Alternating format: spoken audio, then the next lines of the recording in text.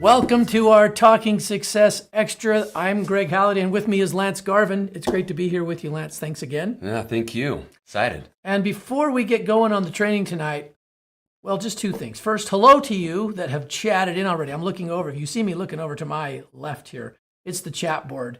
When you chat in any live stream training at Soul, we see it, we love it, we recognize you, and you know what everybody else does too, and that's half of what we do here at Soul is we bring community because it just lifts us, makes such a difference. So I'm going to say hi to Dora Benitez, who has said a lot of stuff. Man, Dora, you are chatting from Santa Ana.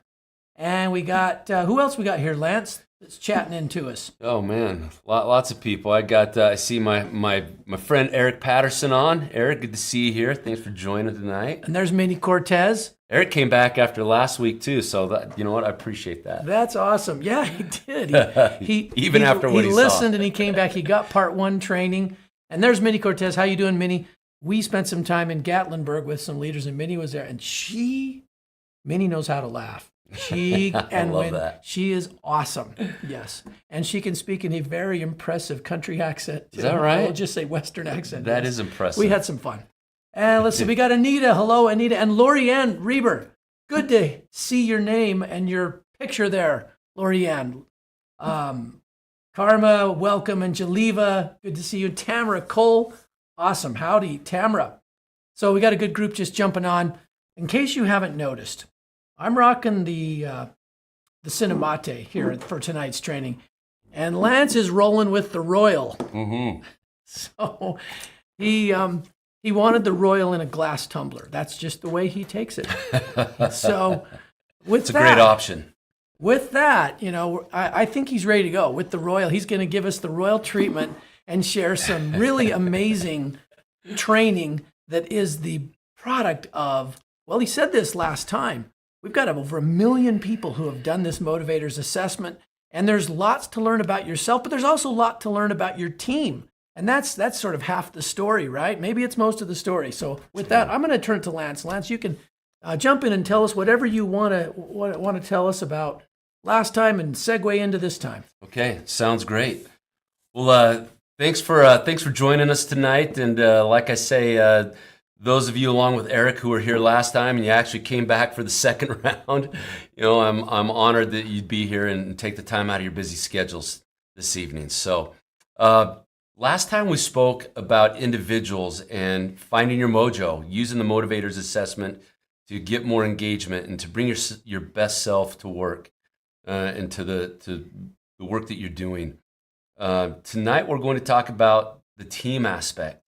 And it's one of the most meaningful parts of the work that we do with the organizations we work with. And I'm excited to share a few things tonight as well. As a reminder, I think it's till the end of this month, right? That any Soul distributors, or you know what, you want to take advantage of it. I hope you do. You share it with some family, some friends, whoever else you'd like to. It's free reign. Right, you're talking about the link. Yeah. And we did have a couple people asking about it. It's posted on the Soul Business Facebook page, and I think we featured it in a slide. We probably can show that at the end here tonight as well. We do. We've got it here. Well, here it is right now. Take a look at it for a second. Lance has graciously offered to make this available. It's normally a $75 assessment. This is free, so take advantage. We still got until September 1st. Share it with whomever you interact with. And make sure you do it yourself. I've had a couple people share with me their results. I did mine. I promised Lance that I would tell you. You're probably not surprised. My number one is impact. Yeah. Impact. No surprise there. But anyway, enough about me. Back to you. We got a free link. Yeah, please use it. Please use it. So yeah, tonight. So we're going to jump into teams. So we'll talk about an introduction to group dynamics, right? And everyone is a part of a team. When you look at the organizations we work with, they either lead a team or they are a part of a team. But we spend more time as part of a team in the typical work that we do than not. So that's the important part here. So a quick question for you. So this gentleman, who is Chris Hadfield? Don't look it up. Let's just see if you can guess it. Is he? And tonight it looks like we're going to take a quiz.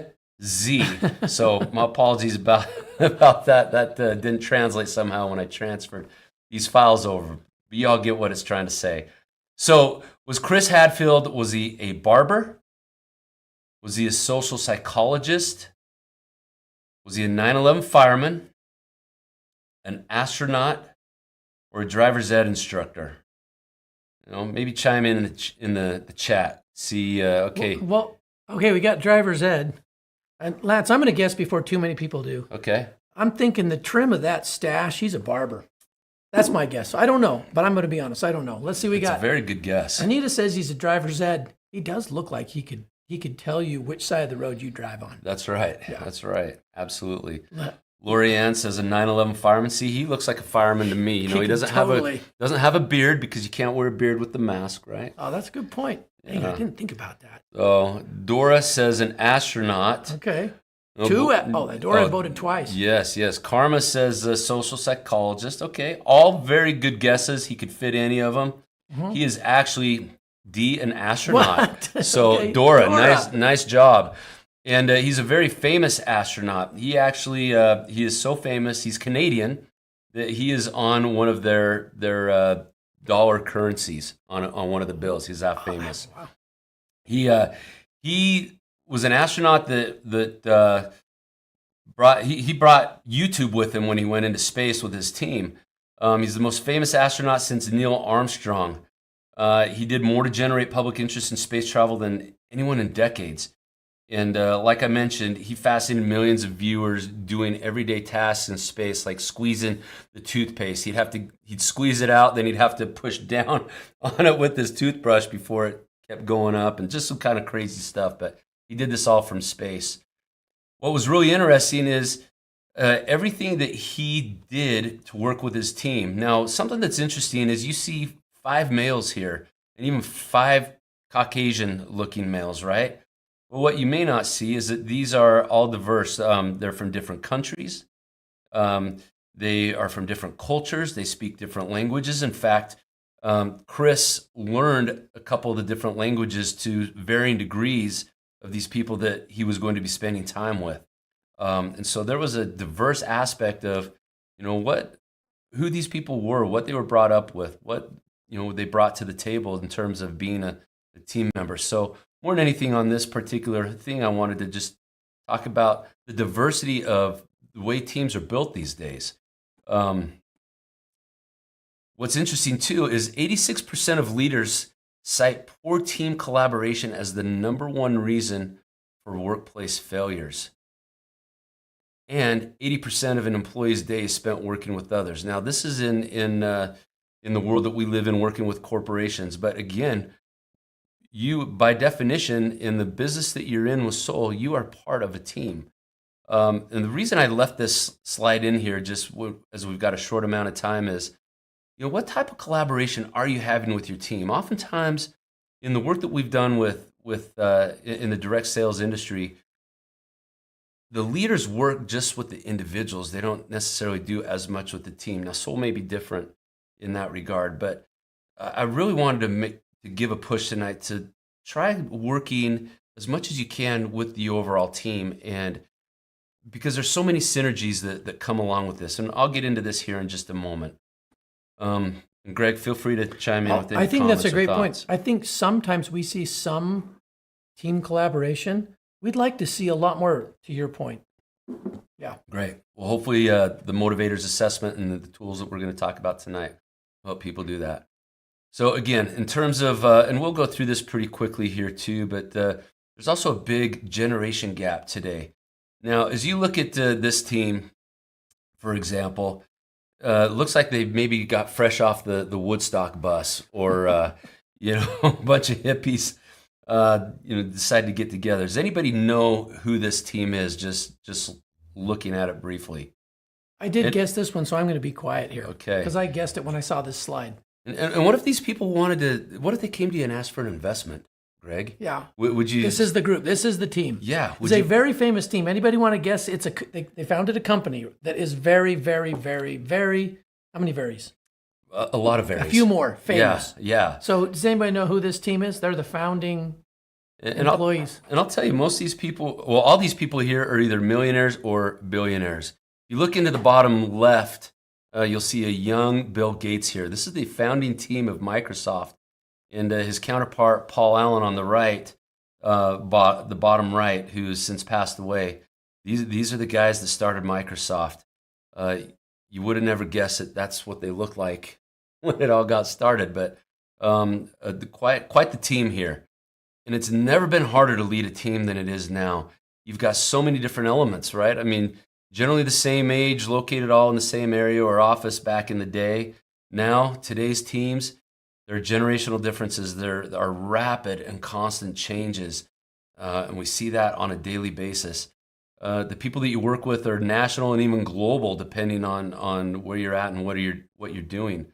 You know, full time, contract, etc. And they bring diverse aspects to work as well. A couple of pieces of interest here. You know, understanding generations. Which generation are you, right? And this gives you some information on where these generations fit. Gen X here. I'm on the earlier end of Generation X. Greg is. I'm the last year of the baby boomers, 64. Yeah, is that right? Yeah, okay. I'm the last year of that one. Yeah, so.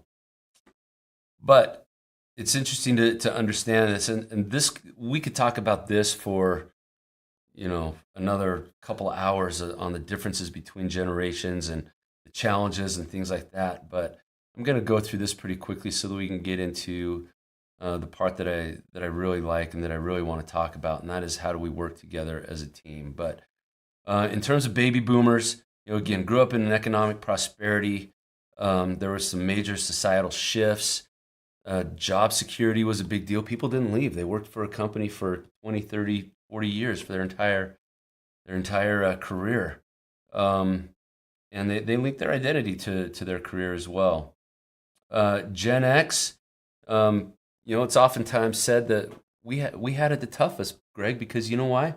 We had to go from cassette tapes to CDs to MP3s. That was not an easy adjustment. That's just true. So you know. That's true. All right. I mean, what do you buy?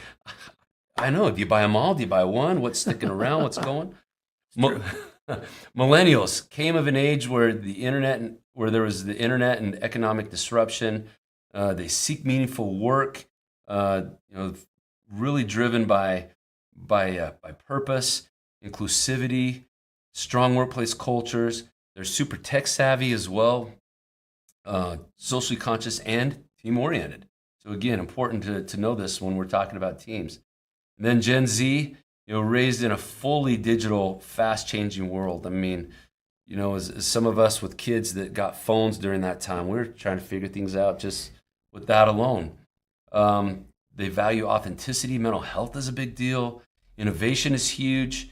They're entrepreneurial and engaged in social issues, as you know. And I apologize, I'm going to go through some of these pretty quickly. So just a quick 60 second recap on the Motivators Assessment. It's the most statistically validated assessment in the world today. And a couple of things that we have not covered yet, these three aspects. How is the Motivators Assessment actually developed, and what was the purpose behind it? Well, these things. Number one, we want to answer three questions. What's most important to a person and their team in their work right now? Okay. Number two, what factors increase and decrease that workplace motivation? Right? What makes somebody feel excited or disengaged about what they're doing? Then lastly, what role does motivation, specifically intrinsic motivation, play in a team environment? So those are three things you want to keep in mind as we go through this. And again, the motivators are these unique fundamental drivers. There are 23 of them that are common between us based on the initial 10-year study that we did.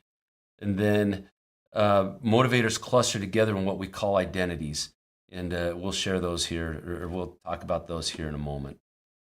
Again, this is the list of motivators in alphabetical order. You're familiar with these. If you've taken the motivators assessment, you got your report, it's stack ranked. All these for you. Gives you an importance meter, right? And this one, autonomy is number 1, and you can see that green bar is the furthest to the right, where number 6, excelling, that green bar, still important, but doesn't quite go that far. So, and it's going to be unique for every single one of you. Also, these motivators cluster in what I mentioned a minute ago in these identities. So recognition, money, prestige, those are all similar, and so they would go under the same identity. The achievers, the first identity, builders, caregivers, thinkers, and the reward driven. And again, we are a blend of these motivators. We are not just, hey, I'm just strictly reward driven, or Greg's just strictly a builder. We're a blend of these. And you get all that personalized information on your report once you complete it. It's immediately emailed to you. You'll have all that. Now, one thing that's super interesting, I'll spend 60 seconds on this, is that we know that motivators can change over time. And for example, autonomy early on, in a younger generation does not crave autonomy. 18%. As we get older, that more than doubles. Where we want more autonomy in the work that we're doing. We don't need that guidance. We don't need that hand holding that we may early on, depending on what we're doing. Developing others, that increases by 75% over the years. Variety, that increases as well. Recognition, what's interesting here is it starts off, 30% of the 20 years old through 29 desires recognition. Well, as we get older, only about 10% of us desire recognition. But when does all the recognition happen? A lot of the time at the end of somebody's career, right? When it means the least. So recognition early on is a big deal. Any thoughts on that, Greg? Oh, that's fascinating, because I think that's one of our purposes in Soul. We want to always have that be part through every age, but it does tell me we need to do more of it earlier on. Yeah. I've never heard anybody say, gosh, they recognize me too much around here. I'm getting tired of it. That's true. Friendship. Our circle of friends decreases over time. And then fun. This is almost kind of a sad statistic. Starts off higher and ends lower. We're not craving that fun as much as maybe we did before. Oh, that's sad. That is sad. Fun. Yeah. Now, that's not everybody. Yeah. Me, I still got fun in as one of my top motivators, as I believe you do as well. I think I do. Yeah. So, now, here's the most exciting part for me, and one of the most meaningful parts of our work that we do with our clients. So we've done a lot of work with Wendy's over the years. And one of the leaders that we worked with was a lady named Diane Weed. She's a regional vice president. The Rocky Mountain division had, if I remember right, it was well over 1,000 employees under her purview. But with the team aspect, you could see that Diane, for example, her top seven motivators, which we call the strong motivators out of the 23, are teamwork, impact, pressure, service, developing others, variety, and purpose. Her bottom three, learning, recognition, problem solving. Those things, none of the motivators are negative concepts. They're all positive concepts, but those things don't really do anything for her. They're in the section that we call neutral, which are your last 9. And then we've got listed the identities as well. So as we go through this team report, so once you have your team take the report, you can put together a report like this as well. You can see next to Diane, Eric's top 7 motivators, his bottom 3, and his top 2 identities, and so on for the rest of the team members. Well, one of the things we look at is how do we make sure that we've got a team that brings different ideas and different thoughts to the table, and so some diversity in that aspect. Well, Diane is a builder. Her number 1 identity is builder. Okay, great. We've got that one. Lou, thinker. Okay, so far we've got a builder and a thinker in there. Kay is a caregiver. This is important because, caregivers are oftentimes the lifeblood of the organization. They're the ones who care about people. They're the ones who want to make sure that everybody feels welcome and included and a part of the team. But at the same time, you could, if you had a full team of caregivers, you might have a team that doesn't speak up as often. They don't want to hurt other people's feelings, something like that. So you may not get as much done. So you need to make sure you've got some achievers in there. Okay? But at the same time, let's make sure that we don't get any unintended consequences. So let's get some thinkers in the team as well that can maybe think through some of what might happen in certain situations, depending on what measures are taken or strategies are applied. So you got Lou as a thinker, right? So they've got 4 out of the 5 identities in their top 1 or 2 here. So a fairly diverse team from the identity aspect. Now, one of the things that we look for are synergies with the team. So as you look at Diane's team, you've got 5 out of these, all 5 of her direct reports in this situation have learning as one of their top strong motivators. Diane, where does learning fall for her? Number 21 out of 23. This was eye-opening for Diane. She'd been in the business for 20 plus years and really felt like she had a grasp on the industry, on the company. She knew what she was doing. She didn't really feel the need to learn, or it didn't really get her excited. But then upon seeing that her team got excited with learning, all of a sudden she realized, okay, I need to provide opportunities for my team to learn. That's exciting to them. That drives them. That helps keep them engaged with what we're doing. And so that changed some of what she did and how she led this team, for example. Also, uniquenesses. One of the phrases that I believe I used last time was you want to manage to the one. You don't want to do one size fits all. That's old school. Manage to the one is new school. So this is a great opportunity to apply that.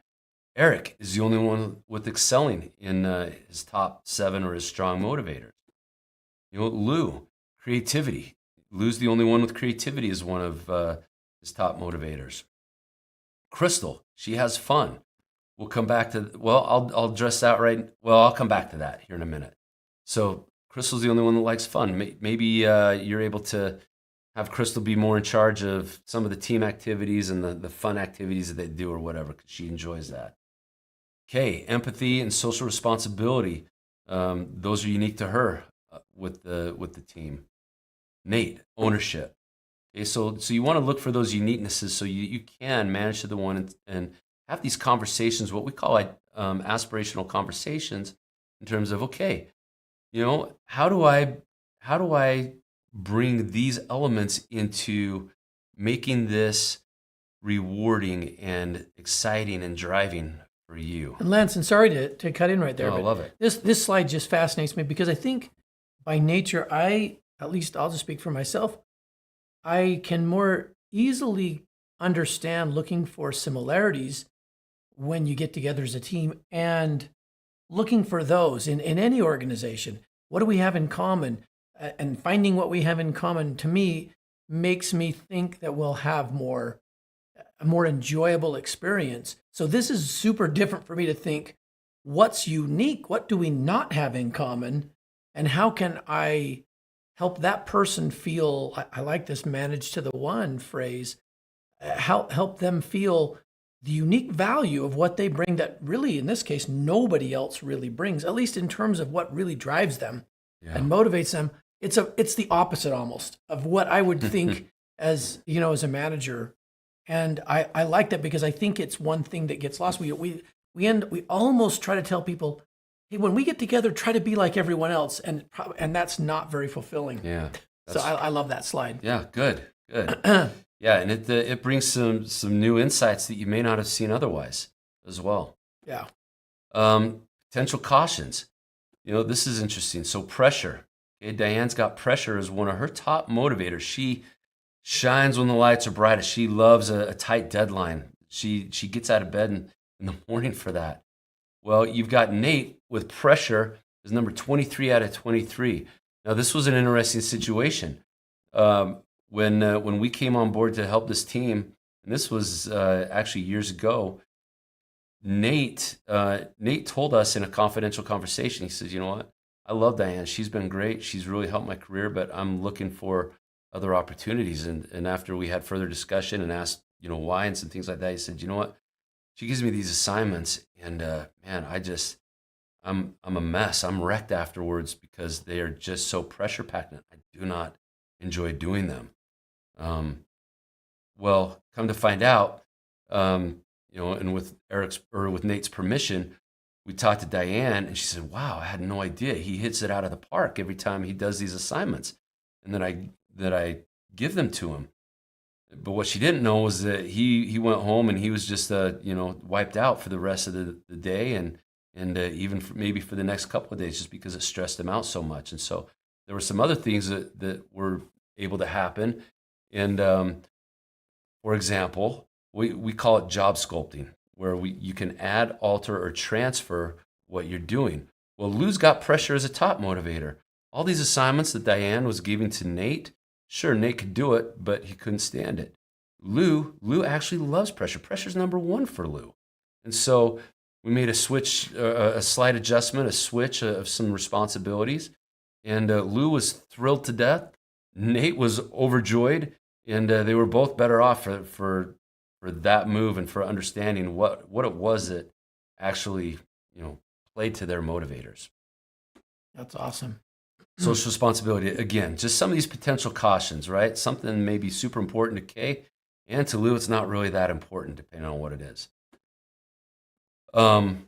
So those are super fun. In fact, I mentioned the word fun or the motivator fun earlier. One of the most common things that we will find is when we go into leadership groups, you've got some people or one person that's got fun as one of their top motivators, and they come to these meetings and they're like, "Hey, what's everybody watching on Netflix? I need to find a new show." Or, "Hey, how are the kids? What'd you do this weekend?" And sure enough, you've got somebody else who's got fun as one of their last motivators, and they're like, "Can we just get down to business here?" And there are conflicts. But once they understand that, the person that has fun as a bottom motivator understands that this person needs that to get their best out of them.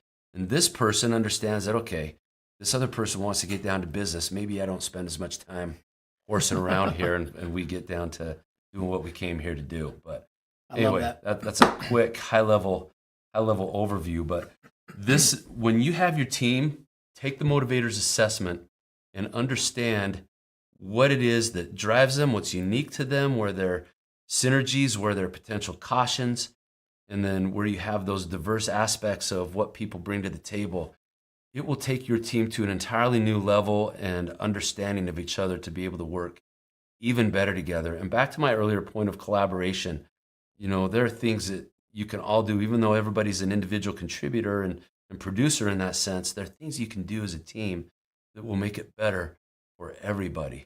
So, Lance, sorry to jump in here, but no, it's great. You made me think with this link that Lance has offered, this free link for this month. If the challenge that I want to throw out there for Soul, if you've got 5 or 6 people, maybe it's 4 or 5 or 6, because I'm looking at this team report. This is Diane and 5 key teammates, right? Team members. If you could find 4 or 5 of them and have them do this right now, you can have this exact kind of report. The people perhaps you feel you're the most likely to collaborate with, we do this, corporate collaboration really is not any different in its essence. I mean, I know the reporting structure might be different, but the actual work and planning together and the unity or a feeling that there isn't any unity, those principles are the same. I think it'd be an awesome opportunity to get these to 4 or 5 and then get a report like this and put a little bit of thought about how we lead out or follow or understand each other when we do stuff together. I love that. That's a perfect use for this. You can do it in an Excel spreadsheet. You can do it in a Google Doc. You can write them down if you wanted to, but to see the visual will make some difference in how you operate and collaborate as a team. So I'm glad you bring that up. Awesome. Lastly, let me end with a video by one of our colleagues, a gentleman named Chester Elton. He's a New York Times bestselling author. He's the one who founded one of the two who founded our company originally. And this video gives some great insights and a real world application of what we're talking about in this regard. What's the best way to play that?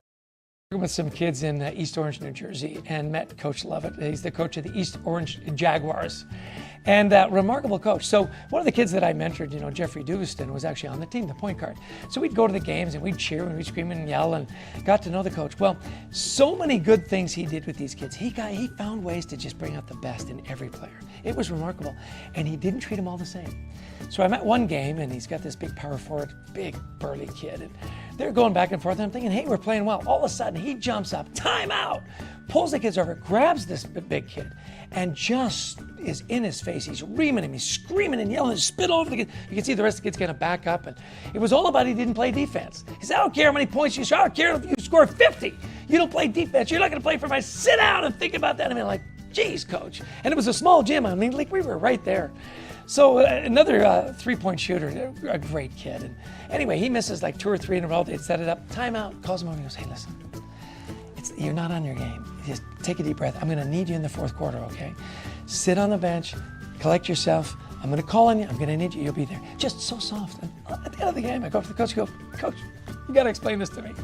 One kid tore his face off, right? Other kid, arm around him. Why? That's not fair. He goes, you may not think it's fair. It's exactly the way to communicate with those kids. I do not treat them all the same.